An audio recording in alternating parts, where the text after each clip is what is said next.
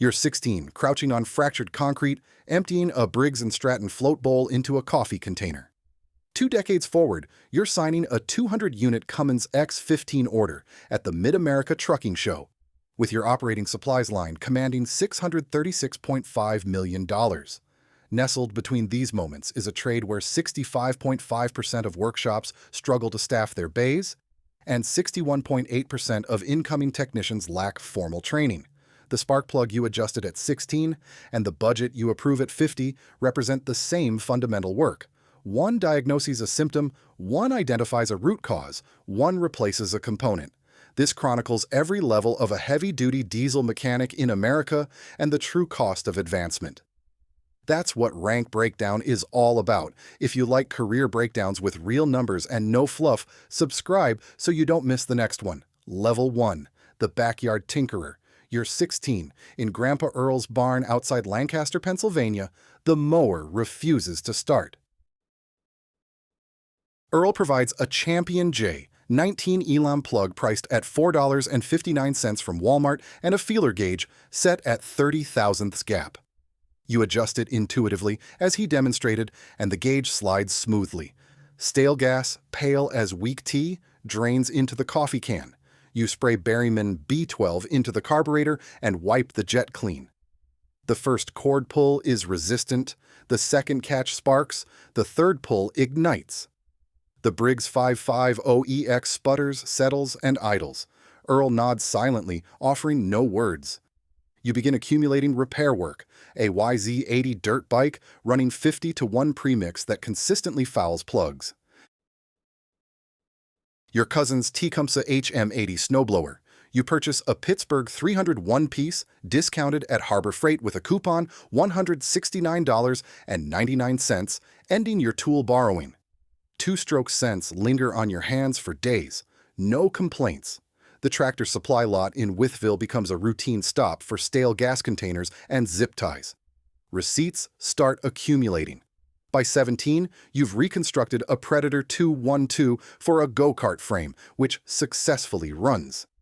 At 18, you complete the UTI Avondale application with tuition totaling $58,480 over 45 weeks. The amateur mechanic phase concludes. The trade is about to charge you for learning.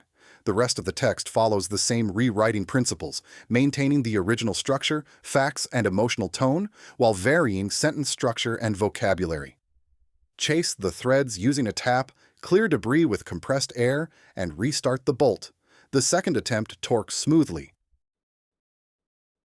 Continuing to pull would have risked cracking the head, transforming an in-frame repair into an out-of-frame, doubling labor costs. The foreman passes silently, signaling your precision. By shift's end, you've completed an Eaton 15.5-inch Advantage clutch swap on a 13-speed Fuller, executed a forced regen on a DD15, and extracted an injector from a CAT C15 Acert. The valve cover bears the MBN stamp for the bridge motor, your Snap-on K toolbox organized in the L1023 roll cab, priced at $5,600 from the dealer, gradually fills from the top drawer. The Fluke 87-volt rests in the third tray, purchased for $471.60 at Home Depot. It's the only meter permitted near a 12-volt bus. You discontinue saving minor receipts. The ISEE MasterMed Heavy Truck Card, T2 through T8, all scoring 7, sits beside the T8 from Level 2. The shop foreman adds a second ticket to the bench. The field service crew needs personnel in Gillette, Wyoming by Tuesday. The truck departs the lot at 4 a.m. with you as passenger. Level 4, Field Service Technician. You're 31, positioned on a coal haul road near Gillette at 5 degrees Fahrenheit, working beneath a Bobcat 250's halogen flood. The Peterbilt 348 features a stellar T-Max 214 body and a 12,000-pound, 12,630-pound crane. Total build cost exceeds $200,000. The CAT 793F stalls at 2 a.m. due to a blown injector cup on the C15 Acert. Using the CAT 9U6891 cup tool, you remove the old cup and install the new one with a Norbar multiplier, precisely following the QSOL bulletin. Clean the bore, verify protrusion, torque to specification. And prime the rail. You activate the X15 across the yard in 30-second intervals, monitoring the lift pump until rail pressure surpasses 8,000 pounds per square inch. The 793 starts on the second attempt. The mine foreman confirms the haul cycle's restoration and night shift payment. The next assignment takes you 40 miles north to a Schneider Cascadia at Terminal 847291 in Gary, Indiana. The orange door and clean fleet number stencil indicate SPN 5246. Final inducement, 5 mile/hour D rate.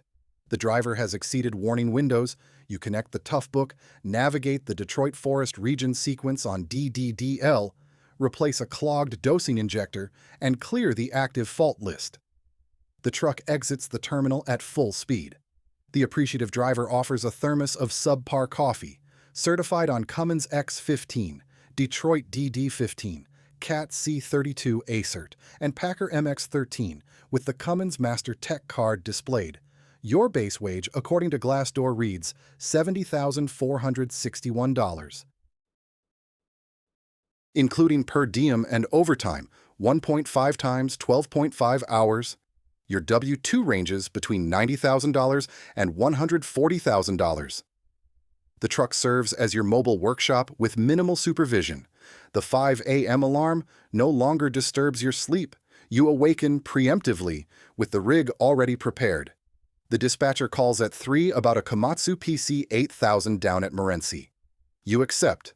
The Sioux Falls shop foreman position opens simultaneously. You claim that opportunity too. Level 5, Shop Foreman. At 38, you manage a 14-bay heavy-duty shop, fluorescent lights buzzing at 5:30 a.m. The BLS first-line supervisor median sits at $82,260 annually, $39.55 hourly.